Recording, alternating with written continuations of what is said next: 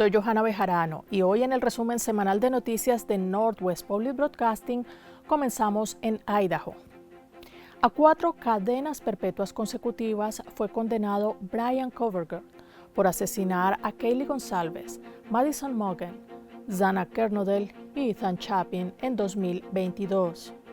Kohberger no podrá apelar su sentencia.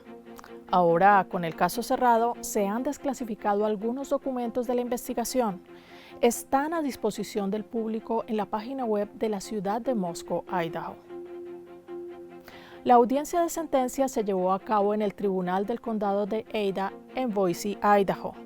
Más de una docena de personas hablaron ante el tribunal y a Kohberger. Entre ellos estuvo el padre de Kaylee, Steve Goncalves. Today we are here to prove to the world that you picked the wrong families. The wrong state, the wrong police officers, the wrong community. Durante horas hubo declaraciones sobre el impacto que causó el asesinato de las víctimas. Los cambios en el programa suplementario de asistencia nutricional, conocido como SNAP, podrían sobrecargar los bancos de alimentos en el Palouse. Con la firma del One Big Beautiful Bill, cambiarán los requisitos para quienes son elegibles para recibir SNAP.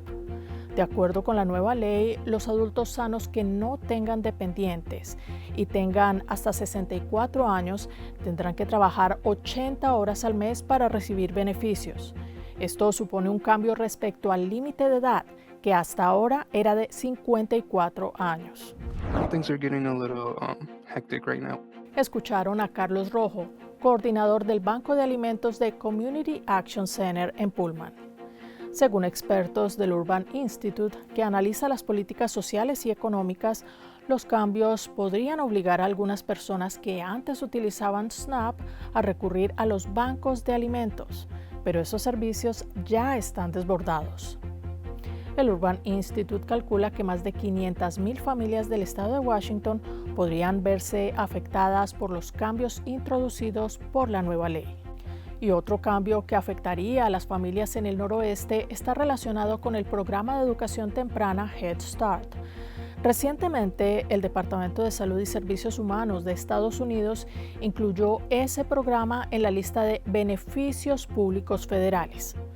Con ese cambio, el departamento quiere garantizar que la inscripción en Head Start esté reservada a los ciudadanos estadounidenses.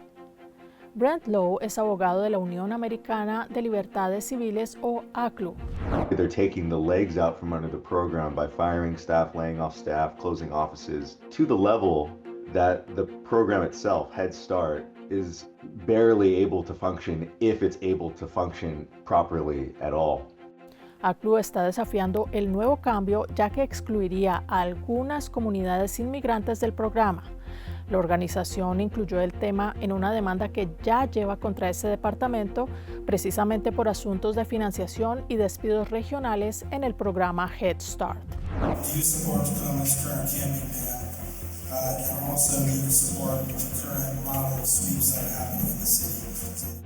Escucharon a Michael Williams, quien moderó un reciente foro de candidatos en Tacoma.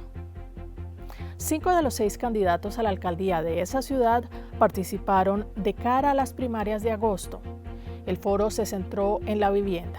Si quieres saber lo que dijeron sobre los derechos de los inquilinos, la prohibición de campamentos en Tacoma y la vivienda social, visita nwpb.org. Las elecciones primarias de Washington son el martes 5 de agosto y ya se han entregado las tarjetas a los votantes de Washington. Asegúrense de firmar su tarjeta de votación y depositarla en una urna antes de las 5 de la tarde del 5 de agosto o enviarla por correo antes de esa fecha. El Servicio Postal de Estados Unidos sugiere que, si deciden enviarlas por correo, lo hagan con una semana de antelación. Más historias en nwpb.org y síganos en Facebook, Instagram y WhatsApp.